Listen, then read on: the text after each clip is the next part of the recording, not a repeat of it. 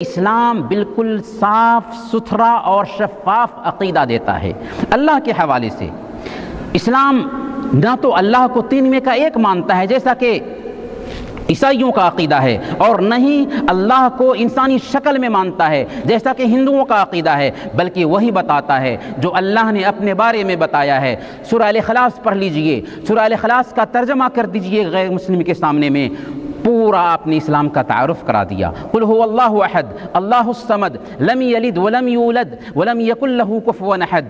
آپ کہہ دو کہ اللہ یکتا ہے، اس کو کسی چیز کی ماں باپ نہیں، اس کے پاس اولاد نہیں، اور اس کا کوئی شریک نہیں۔ اگر آپ صرف سورہ اخلاص کا ترجمہ کر کے بتا دیتے ہو غیر مسلم کو تو وہ اللہ کی وحدانیت کو سمجھ لے گا۔ اسی طرح سے آیت الکرسی جو آیت نمبر سورہ بقرہ کی 255 نمبر کی آیت ہے، اس آیت کریمہ میں اللہ رب العالمین نے بیان فرمایا اللہ لا الہ الا ہو، اللہ جس کے علاوہ کسی اور کی عبادت نہیں ہو سکتی۔ پھر اللہ تعالیٰ نے 12 ایسے دلائل بیان کیے، 12 ایسے دلائل بیان کیے کہ کیوں صرف ایک اللہ کی عبادت ہوگی، اللہ کے علاوہ کسی اور کی عبادت نہیں ہو سکتی۔ آپ کی ذمہ داری ہے کہ ان دلائل کو پڑھیں اور غیر مسلموں کے سامنے میں بیان کریں۔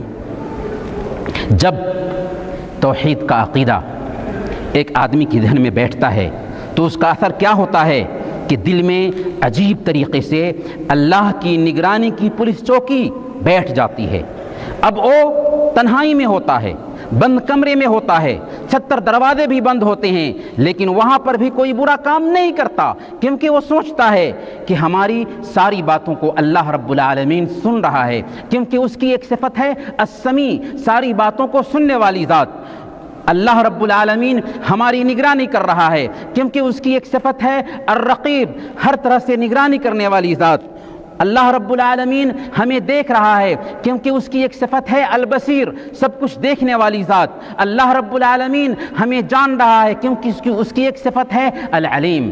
جب اللہ رب العالمین ہمیں جان رہا ہے، ہمیں دیکھ رہا ہے، ہماری نگرانی کر رہا ہے، تو ہمارے اوپر گویا کہ اللہ کا کیمرہ لگ جاتا ہے۔ اب ہم اللہ کی نافرمانی نہیں کرتے، کسی کو دھوکہ نہیں دیتے، 70 دروازے بھی بند ہوں گے لیکن وہاں پر بھی اللہ کا ڈر دل میں رکھتے ہیں۔ اسی طرح سے توحید کو اپنانے کا دوسرا فائدہ یہ حاصل ہوتا ہے ایک آدمی کو کہ من کا سکون ملتا ہے، سعادت مندی نصیب ہوتی ہے، ایسی سعادت مندی کہ جس کا تصور نہیں کیا جا سکتا۔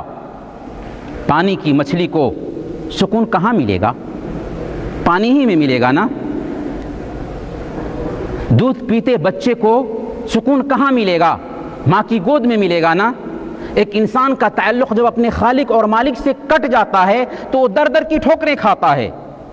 آج امریکہ اور یورپ کے پاس کیا کیا نہیں ہے، لیکن آخر کیوں وہ سوسائڈ کر رہے ہیں؟